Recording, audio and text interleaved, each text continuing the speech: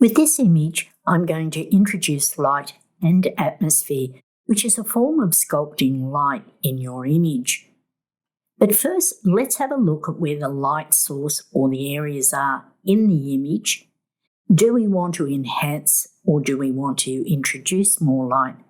Depending on what you're creating. I would use this image as a base for a composite. So my vision could be something that I might put a figure at the end of the corridor or something quirky like a giraffe sitting there. Let's have a look at what we can do with this image, introducing light and atmosphere to see what results we can get. The obvious areas of light are dotted around the image. For example, there's light that's bouncing off that wall and it's coming from the windows. There's also some light here on the foreground, which is just a shaft or diffuse light coming through those windows. This is harsh light that's coming through. Do we want to enhance that, leave it, or tone it down? There's another light source just coming here. Do we want to add that? Do we want to deepen it in our light and shade? It's about looking at your image and thinking, what is it that I want to do with this image? Now, for example, if I was creating a composite, I would be doing all my adjustments, putting in the figure, and then working on the lighting. But what I'm going to do now is start with our first technique to see what we can do to enhance some light. What is my vision for this image? It's to add some diffuse light. I want to give it a dark and moody look, and I want to emphasise the light coming through the windows. So firstly, what I'm going to do is get my quick selection tool, and then I'm going to come over here on the wall, and I'll just select an area, and I'm going to use the levels adjustment layer. I'll click on that. I'll adjust the mid-tone just to give it a little lift there. Now what I want to do is add a diffused shaft of light coming through the window. Now there's many ways that you can do this. You can use a Photoshop brush or you can use another tool. And I quite like this method for certain images. I'm going to come up here and choose now I always struggle on this one, the polygonal lasso tool. I'm going to click on this.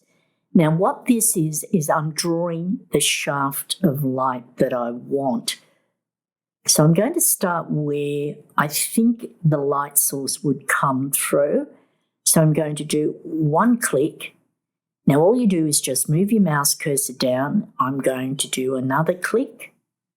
I'm going to move it across here, one click, and then I'm going to come up here, another click, and then I'm going to join the clicks there, and that will choose a shape. Now you can use this tool to draw shafts of light in any shape, but I'm going to use this like it's a ray of light coming through. Once I've done that, I can either use a brightness and contrast adjustment layer, I can use the levels, I can use a curves, exposure, but I'm going to use a levels, and you can see it's now put that selection into the mask. But let's just bump that up now. You can see it's quite dark and that's definitely not what I want. But what I'm going to do is just move that mid-tone slider to give it a little bit of lift. And so I'm giving the illusion of light coming through that window. I'll turn the properties box off and I'll turn the layer off and on. Now I have given it a little bit more lift than what I normally would because I wanted you to see what I was doing. Let's come in and open up the properties box. Let's just dial that down a little bit. Now, for example, if I look at it now and I think, oh, I didn't want it in this area here, I'm going to click on my mask, get my brush, make sure the foreground is black, the opacity is at 100%, and I'm going to mask that off. Let's turn that layer off and on. And you can see it gives that diffuse light coming through, and it works with the light source. If I wanted to add another shaft of light coming up at the end of the corridor, I'll get the tool again and I'll come up here, let's say for example, and I'm just going to draw a very small shaft of light. I'll do it a little bit raggedy. And you can see it doesn't get the exact shape that you've clicked at, but it gives the illusion of a curved base.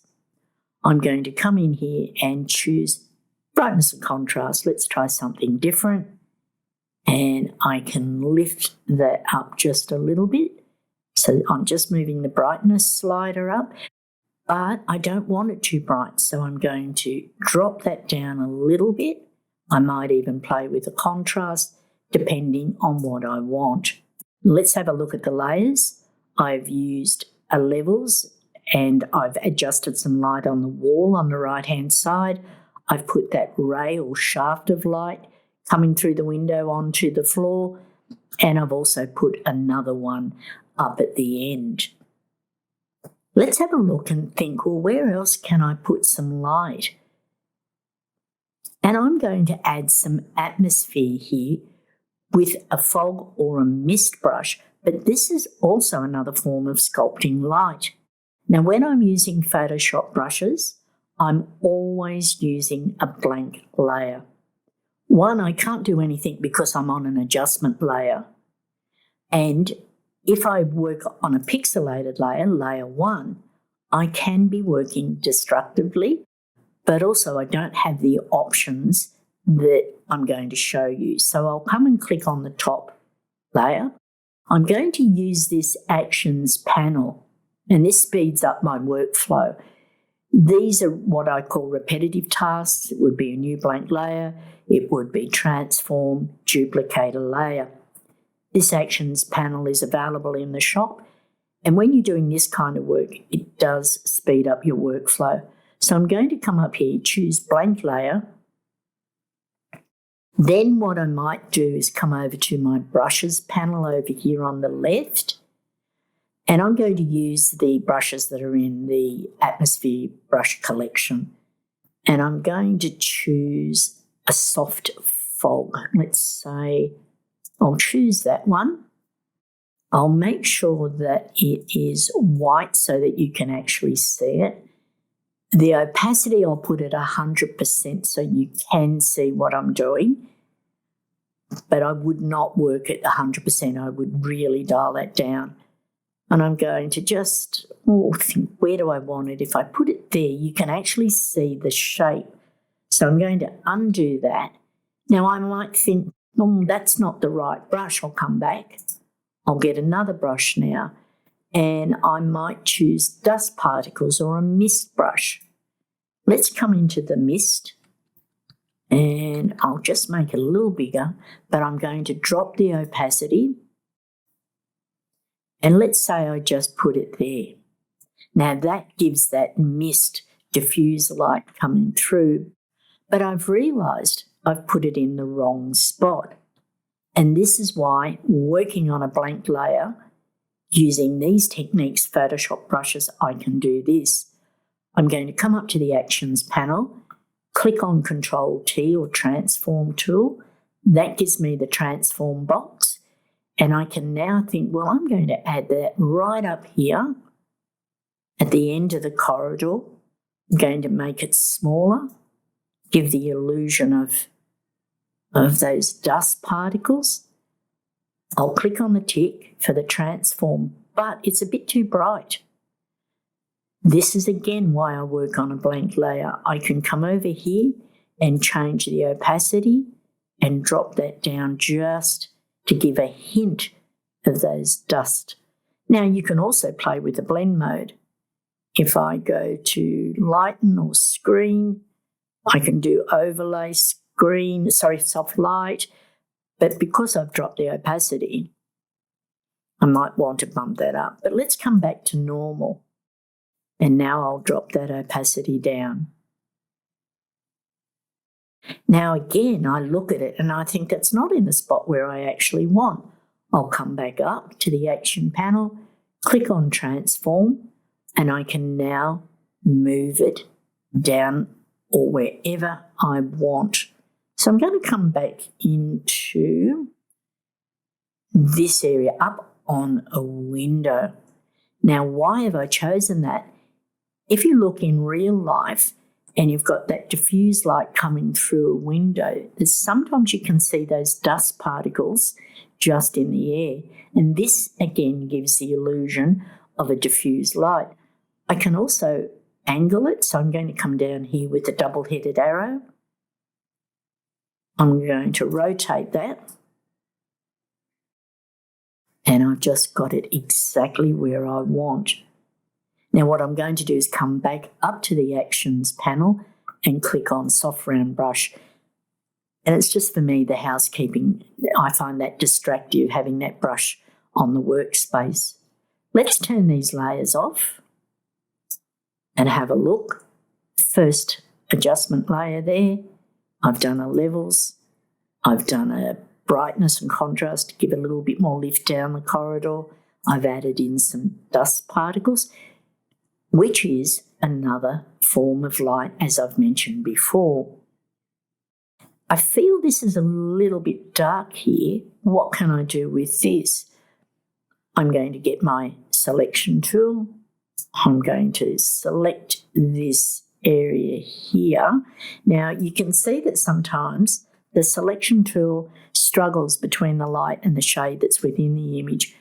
So I might have to come up here, change it to an object selection tool, or I can choose a lasso tool, but I'll go object selection, and I'm just going to see what I can select in this area here, and I'll go with that. I'm not going to be too fussy. I can decrease that selection if I want.